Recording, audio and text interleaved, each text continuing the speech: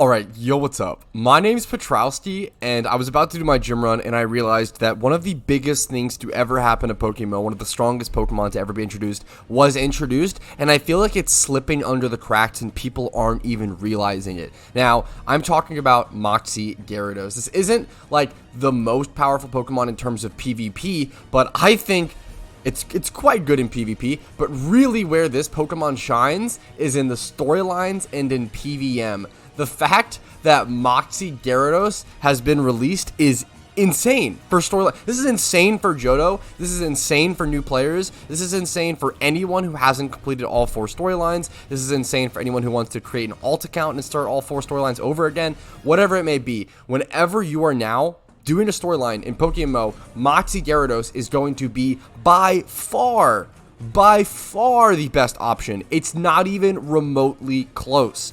For a long time, Crocodile and Scrafty have been the best options for Pokemon to help you defeat the storylines in PokeMMO because they packed really decent typings, really decent attack stats, and the Moxie ability.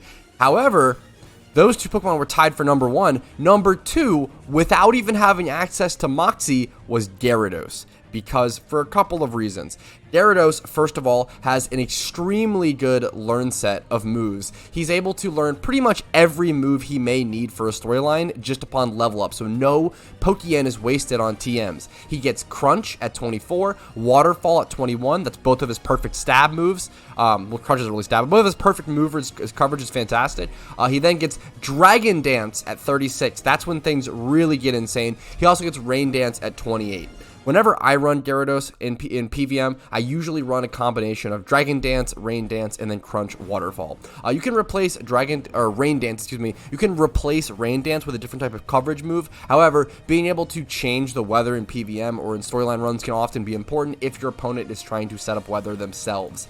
It's also obviously nice to help Gyarados get increased water damage, but it's not the most important thing in the world. But he has an insane, a perfect learn set for level up moves, which is a big deal when saving Pokeyen when completing the storylines, as well as a monstrous 125 attack and a fast enough for storylines 81 speed, and really incredible bulk for a Pokemon this powerful at 95 base HP, 79 defense, the lowest, 100 special defense. The only real weakness that Gyarados has is that it's 4 times weak to electric. But when you are this fast, you are hitting this hard, you're this naturally bulky, and you have access to perfect setup moves, weather seamlessly, and now the Moxie ability, the strongest ability for all storyline runs. It's just above and by far beyond the best Pokemon for storylines. It's not even close. It's not even remotely close. If you plan to do Johto, I can't recommend enough.